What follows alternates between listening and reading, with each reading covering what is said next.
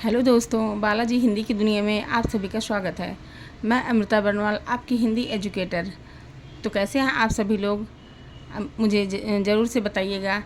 आज हम लोग, जैसा कि आप सभी जान रहे हैं, कि समास पढ़ रहे हैं। इस समय हिंदी व्याकरण में समास का टॉपिक चल रहा है और समास के टॉपिक से हर एग्ज़ाम में, चाहे वो यूपी टीजीटी पीजीटी हो, नेट हो, जेआरएफ हो, यूपीपी हो या टेट हो, शीटेट हो, कोई भी एग्ज़ाम हो, इन सभी एग्ज़ामों में 2 से 3 प्रश्न ज़रूर से ज़रूर पूछे जाते हैं।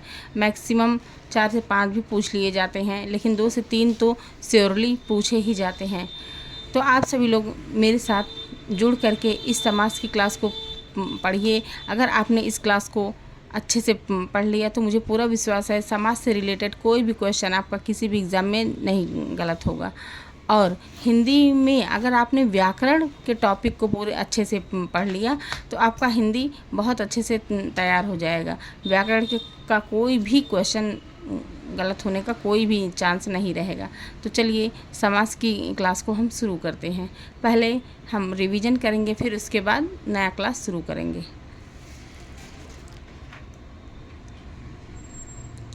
समानाधिकरण तत्पुरुष, जिसे हम कर्मधारय समास कहते हैं। पंडित कामता प्रसाद गुरु के अनुसार जिस तत्पुरुष समास के विग्रह में दोनों पदों के साथ एक ही कर्ता कारक की विभक्ति आती है, उसे समानाधिकरण तत्पुरुष या कर्मधारय समास कहते हैं। हालांकि इस क्लास को हमने पहले पढ़ लिया था, लेकिन रिवीजन हम इसलिए करते हैं दोस्तों, ताकि आप लोग एक बार इसको मेरे साथ साथ रिवीजन करिए, जिससे आपका ये टॉपिक अच्छे से तैयार हो जाए। इसीलिए मैं क्लास में इसका एक बार रिवीजन अवश्य करवाती हूँ, ताकि आप लोगों का ये क्लास में ही तैयार हो जाए, आपको अलग से पढ़ने की ज़रूरत ना पड़े। जिस समस्त पद का उत्तर पद प्रधान हो तथा पूर्व पद एवं उत्तर पद में विशेषण विशेष्य अथवा उपमान उपमेय का संबंध हो। इसको ध्यान दीजिएगा कि जिस पूर्व पद एवं उत्तर पद में क्या संबंध होता है, विशेषण विशेष्य या फिर उपमान और उपमेय का संबंध होता है, उसे कर्मधारय समास कहते हैं। उदाहरण: समास, समास विग्रह।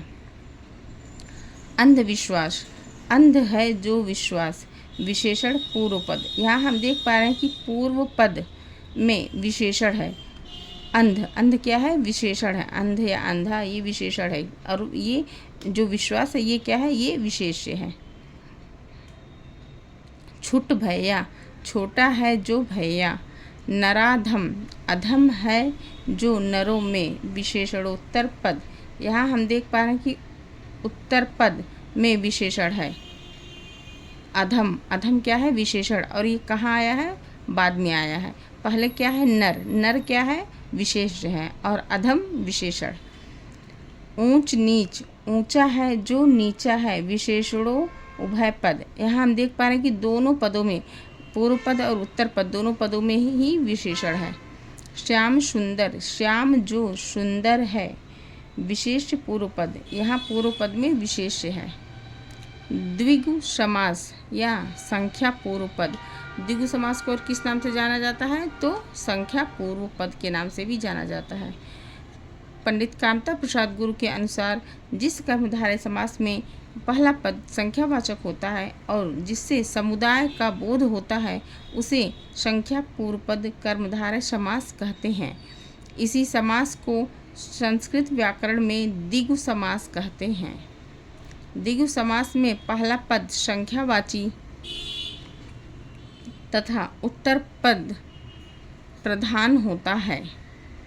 द्विगु समास में कौन सा पद प्रधान होता है? तो उत्तर पद प्रधान होता है। उदाहरण से आइए समझते हैं इसको। समास, समास विग्रह। इकलौता, एक ही है जो। चतुर्युग, 4 युगों का समूह। तिराहा, 3 राहों का समूह। पंचांग, 5 अंगों का समूह।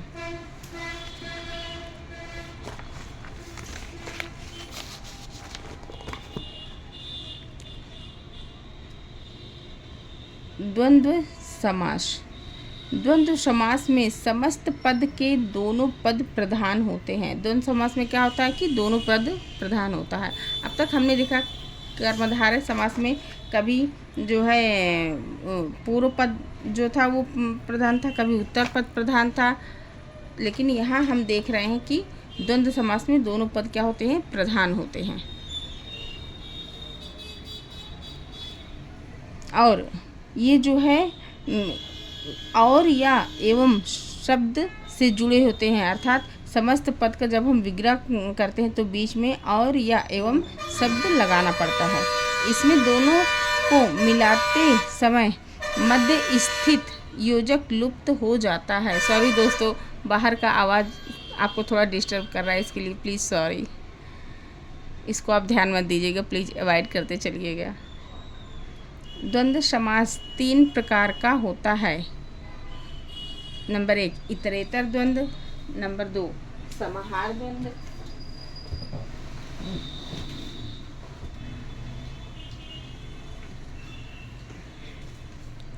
और नंबर 3 वैकल्पिक द्वंद्व। एग्ज़ाम में ये इनके प्रकार से भी क्वेश्चन पूछ लेता है कि द्वंद्व समास कितने प्रकार का होता है। इतरेतर द्वंद्व, जिस समास के समस्त पद और समुच्चय बोधक से जुड़े हों पर इस समुच्चय बोधक का लोप हो, उसे इतरेतर द्वंद्व कहते हैं। इतरेतर द्वंद्व को पहचानने की सबसे आसान ट्रिक क्या है कि ये और से जुड़े होते हैं। उदाहरण से आइए इसको समझते हैं। 68, 8 और 60, आग पानी, आग और पानी, दाल रोटी, दाल और रोटी। यहाँ हम देख पा रहे हैं कि ये तीनों जो समास है वो और समुच्चय बोधक शब्द से जुड़ा हुआ है। नंबर 2 समाहार द्वंद्व। समाहार का अर्थ है समूह।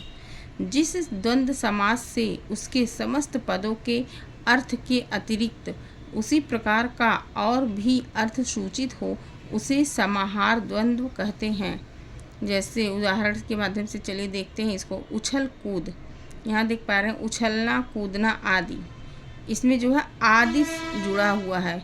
आदि जहाँ लगा हो उसको हम ट्रिक के रूप में इसको समझ सकते हैं कि जहाँ पे आदि लगा हो वो समाहार द्वंद्व में आएगा। कंकर पत्थर, कंकर पत्थर आदि। नंबर 3 वैकल्पिक द्वंद्व। जिस समास में 2 पदों के बीच या अथवा आदि विकल्प सूचक अव्यय छिपे हों, उसे वैकल्पिक द्वंद्व समास कहते हैं। उदाहरण आज कल, आज या कल। इसमें हम देख पा रहे हैं कि इसके पहचानने का सबसे बेस्ट तरीका है कि इसमें या अथवा शब्द जरूर लगा हुआ होता है। इससे आप जान लीजिएगा कि यहाँ पे जहाँ पे या अथवा लगा हो वहाँ पे वैकल्पिक द्वंद्व होगा। आज कल, आज या कल। घट बढ़, घट या बढ़। इधर उधर, इधर या उधर। तो ये हो गया पिछले क्लास का रिवीजन। चलिए अब आज नया क्लास शुरू करते हैं और पढ़ते हैं बहुव्रीहि समास को।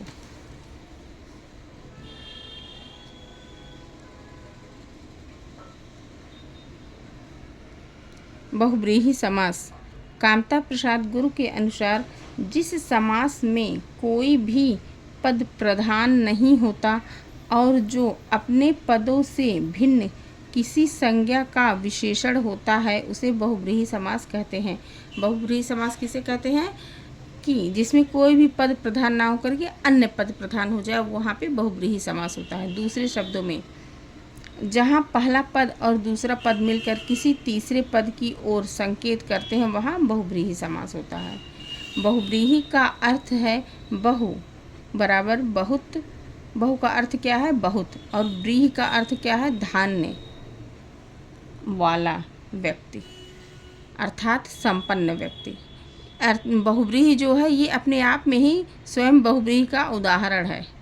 इस प्रकार यह नाम बहुव्रीहि अपना स्वयं एक अच्छा उदाहरण है। उदाहरण अयोध्या नंदन। अयोध्या का नंदन है जो, अर्थात राम। अयोध्या का नंदन कौन है, राम। अन्नपूर्णा, अन्न से पूर्ण करने वाली है जो, अर्थात पार्वती। कपीश, कपियों का ईश है जो, अर्थात हनुमान। देवराज, देवों का राजा है जो, अर्थात इंद्र। पीताम्बर, वह जिसके पीत पीले, पीत का अर्थ क्या है, पीला, वस्त्र हैं, अर्थात कृष्ण। माधव, मधुराक्षस को मारने वाला, अर्थात कृष्ण। मधु राक्षस का वध किसने किया था? तो भगवान कृष्ण ने किया था। छत्तीसगढ़, छत्तीसगढ़, गढ़ अर्थात किला, छत्तीसगढ़ हैं जिसमें अर्थात एक राज्य विशेष का नाम। छत्तीसगढ़ एक राज्य का नाम है, जैसा कि आप सभी जानते ही हैं। आइए हम सबसे इम्पॉर्टेंट चीज़ अब देखते हैं, कर्मधारय और बहुव्रीहि समास में अंतर। अगर हम काफ़ी लोग बहुत ज़्यादा कन्फ्यूज रहते हैं कर्मधारय और बहुव्रीहि समास को लेकर के। अगर हमने इन दोनों में अंतर जो है उसको अच्छे से पढ़ लिया तो हमारा ये कन्फ्यूजन ज़रूर दूर हो जाएगा। और मुझे पूरा विश्वास है कि आप इसे अच्छे से नोट डाउन भी करेंगे अपने नोटबुक में। नंबर 1, कर्मधारय समास में दूसरा पद प्रधान विशेष्य होता है तथा पहला पद विशेषण का कार्य करता है। अर्थात कर्मधारय समास में पहला पद क्या होता है? विशेषण, और दूसरा विशेष्य। जैसे महावीर, महान है जो वीर। यहाँ देख पा रहे हैं कि महान विशेषण है और वीर विशेष्य है। यहाँ वीर विशेष्य का विशेषण महान है, जबकि बहुव्रीहि समास में दोनों पद मिलकर किसी तीसरे पद की ओर संकेत करते हैं। जैसे महान वीर है जो, अर्थात हनुमान।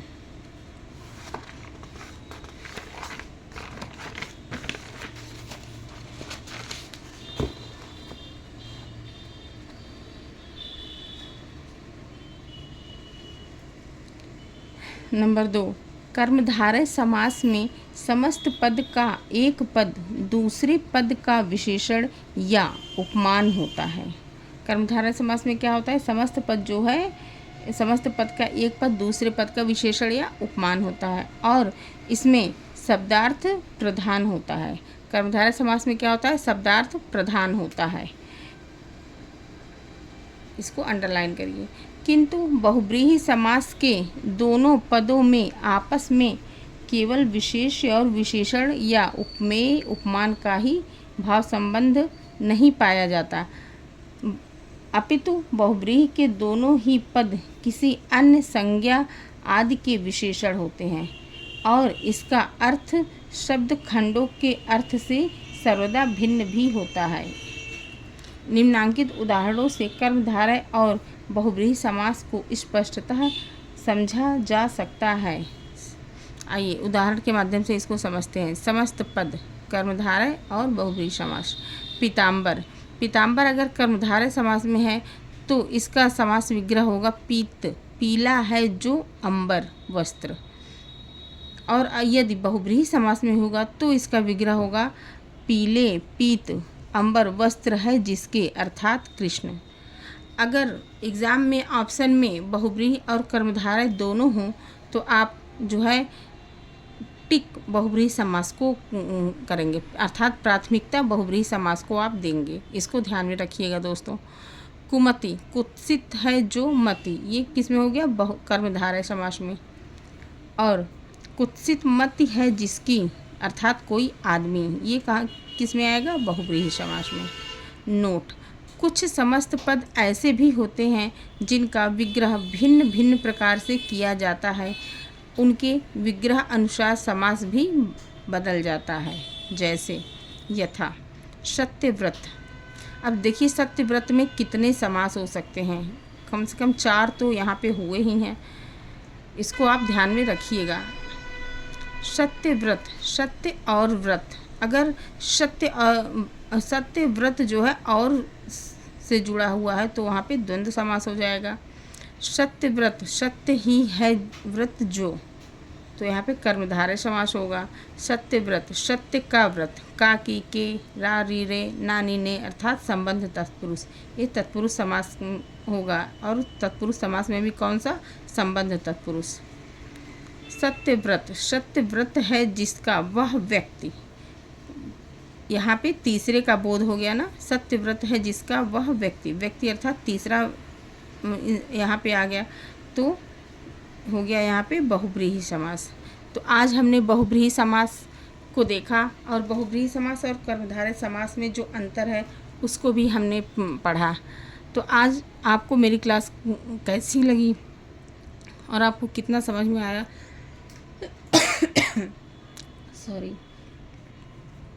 इसको कमेंट करके ज़रूर से बताइएगा। और मेरे वीडियो को ज़्यादा से ज़्यादा लाइक, शेयर और सब्सक्राइब भी ज़रूर से कीजिएगा दोस्तों। आप अगर मुझे सपोर्ट करेंगे तो मुझे बहुत ही अच्छा लगेगा। मिलते हैं नेक्स्ट वीडियो में और एक बहुत ही अच्छी एक प्रश्नोत्तरी के साथ समाज पर, और आप समाज अच्छे से पढ़ के आइएगा और प्रश्नोत्तरी में मेरे साथ ज़्यादा से ज़्यादा नंबर गेन करिएगा। मिलते हैं नेक्स्ट वीडियो में। नमस्कार।